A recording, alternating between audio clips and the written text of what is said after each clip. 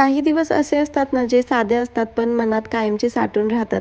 तर नमस्कार मंडळी, नवीन एका ब्लॉगमध्ये तुमच्या सर्वांचं खूप खूप स्वागत आहे. आजचा दिवस आमच्यासाठी असाच काहीसा होता. खरं तर आम्ही कुठल्याच प्लॅनिंगने बाहेर निघालो नव्हतो. फक्त एक दिवस फॅमिलीसोबत छान स्पेंड करायचा होता. पण कधी-कधी असे छोटे-छोटे प्लॅन्स आपल्याला सुंदर आठवणी देऊन जातात.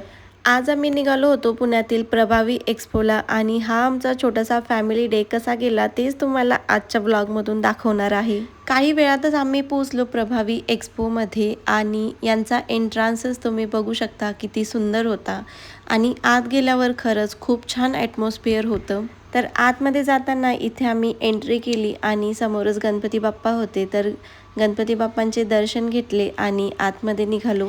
आतमध्ये गेल्यावर वेगवेगळे स्टॉल्स, नवीन-नवीन वस्तू, लोकांची गर्दी, सगळीकडे एक वेगळीच एनर्जी जाणवत होती. सगळ्यात आधी आमचं लक्ष गेले ते इथे असणाऱ्या वेगवेगळ्या स्टॉल्सकडे. कुठे सुंदर साड्यांचे कलेक्शन होतं, तर कुठे ज्वेलरी इतकी सुंदर होती की फक्त बघतच राहावं असं वाटत होतं.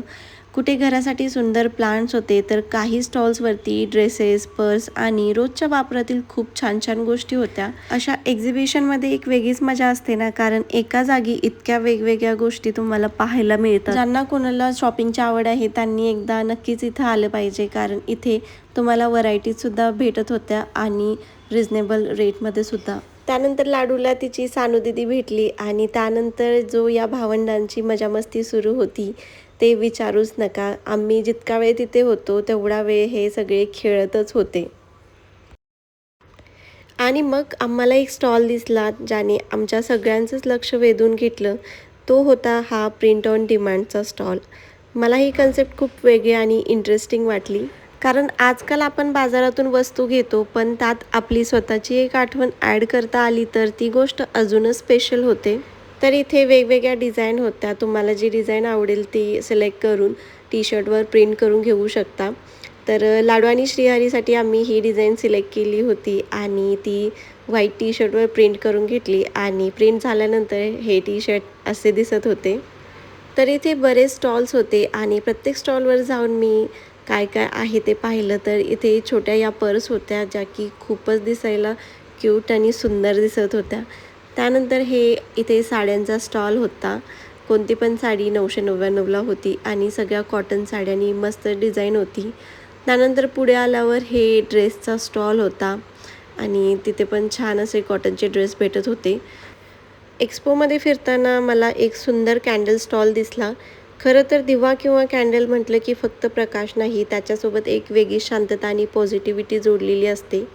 त्या स्टॉलवर इतक्या सुंदर सुंदर कॅन्डल होत्या. वेगवेगळे कलर, शेप आणि डिझाईन बघून तर खरंच खूप छान वाटलं होतं. काही कॅन्डल्स तर इतक्या सुंदर होत्या की त्या फक्त घर सजवण्यासाठी नाही, तर एखाद्याला गिफ्ट देण्यासाठी एकदम परफेक्ट वाटत होत्या आणि या कॅन्डल्समध्ये खूपच क्रिएटिव्हिटी दिसत होती.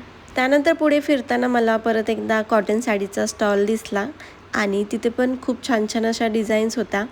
त्यानंतर मला ज्वेलरीचा स्टॉल दिसला आणि तिथे खूप सुंदर ज्वेलरी होती, पण माझं लक्ष वेधून घेतलं ते या नथीने. मराठी संस्कृतीमध्ये नथीला एक वेगळं स्थान आहे ना. ती फक्त एक दागिना नाही, तर आपल्या परंपरेचा एक सुंदर भाग आहे. त्या नथीमध्ये वेगवेगळे डिझाईन्स बघताना खरंच खूप छान वाटलं. काही पारंपरिक होते, काही मॉडर्न स्टाईलच्या पण होत्या आणि या सगळ्या नथी हँडमेड होत्या. आणि अशा छोट्या छोट्या गोष्टी बघताना आपल्याला जाणवतं की किती सुंदर कला आणि मेहनत यामागे असते. काही घ्यावं म्हणून नाही, पण अशा गोष्टी बघण्याचा, अनुभवायचा आनंदही वेगळाच असतो. त्यानंतर पुढे मला दिसला फूड स्टॉल आणि फूड स्टॉल आपण कसे मिस करणार. खाण्याच्या स्टॉलकडे गेल्यावर तर वेगवेगळ्या गोष्टी बघूनच खाण्याची इच्छा होते. फूडमध्ये इथे बरेच ऑप्शन्स होते. वडापाव, मोमोज, सँडविच, पिझ्झा आणि तेही सगळं एकदम फ्रेश आणि गरम गरम बनवून देत होते. काही गोष्टी आपण घेतो आणि काही फक्त बघून पुढे जातो, पण हा जो एक्सपिरियन्स असतो ना तो खूप छान असतो. त्यानंतर पुढे हा ऑर्गॅनिक स्टॉल होता. याच्यामध्ये केचप, जाम, कुकीज सगळे ऑर्गॅनिक प्रोडक्ट होते. त्यानंतर पुढे फिरताना मला एक सुंदर अगरबत्तीचा स्टॉल दिसला. त्या स्टॉलजवळ गेल्यावर सगळ्यात आधी जाणवला तो छान सुगंध. कधी-कधी एखादा सुगंध आपल्याला लगेच घरासारखं फीलिंग देतो. तसंच काहीसं वाटलं. तिथे वेगवेगळ्या प्रकारच्या अगरबत्त्या होत्या, काही रोजच्या पूजेसाठी आणि काही खास सुगंधासाठी आणि या सर्व हँडमेड होत्या. मग माझं लक्ष गेलं एका खूप क्यूट अशा मिनी प्लांट स्टॉलकडे. लहान लहान सुंदर प्लांट्स बघून खरंच खूप छान वाटलं. मला नेहमी वाटतं की घरात थोडीशी हिरवळ आली की घराचं वातावरण बदलतं, एक वेगळीच फ्रेशनेस आणि पॉझिटिव्ह फिलिंग येते. त्या स्टॉलवर इतके सुंदर छोटे छोटे प्लांट्स होते, काही इंडोर प्लांट्स, काही सुंदर पॉट्समध्ये होते. लहान गोष्टीमध्ये सुद्धा किती सुंदरता असते ना, हे अशा ठिकाणी गेल्यावर जाणवतं. खरं तर या एक्सपोमध्ये इतके सगळे स्टॉल्स होते की एक एक करून सगळे बघायचे म्हटलं तर वेळ कमी पडेल असं वाटत होतं. आम्ही एका बाजूने सगळे स्टॉल बघत पुढे जात होतो, पण नंतर लक्षात आलं की अजून आतल्या बाजूला सुद्धा तितकेच सुंदर स्टॉल्स आहेत. प्रत्येक स्टॉलवर काहीतरी वेगळं होतं. कुठे हँडमेड वस्तू, कुठे कपडे, ज्वेलरी, होम डेकोर, फूड. प्रत्येकाची स्वतःची एक वेगळीच ओळख होती. पण या सगळ्यात मला एक गोष्ट खूप जास्त आवडली आणि ती म्हणजे या बऱ्याच स्टॉलमागे लेडीज होत्या. आपल्या घराची जबाबदारी सांभाळून, आपल्या कलेला आणि मेहनतीला एक संधी देऊन त्या स्वतःचा छोटा बिझनेस उभा करत होत्या. हे बघून खरंच खूप छान वाटलं. कारण प्रत्येक वस्तूमागे फक्त एक प्रोडक्ट नव्हता, तर कोणाची तरी मेहनत, स्वप्न आणि आत्मविश्वास होता. काही लेडीज स्वतः त्यांच्या प्रोडक्टबद्दल इतक्या प्रेमाने सांगत होत्या, त्यांचा तो उत्साह बघूनच आपोआप स्माईल येत होती. मला वाटतं अशा एक्झिबिशनची हीच सगळ्यात सुंदर गोष्ट आहे. आपल्याला शॉपिंग तर करता येतेच, पण त्याचसोबत अशा मेहनती लोकांना सपोर्ट करण्याची संधीसुद्धा मिळते. आणि खरंच त्या सगळ्या स्टॉल ओनर्सचा स्वभाव खूपच प्रेमळ होता. त्यांच्याशी बोलताना असं अजिबात वाटलं नाही की आपण फक्त ग्राहक आहोत, उलट एक आपलेपणाची भावना जाणवत होती.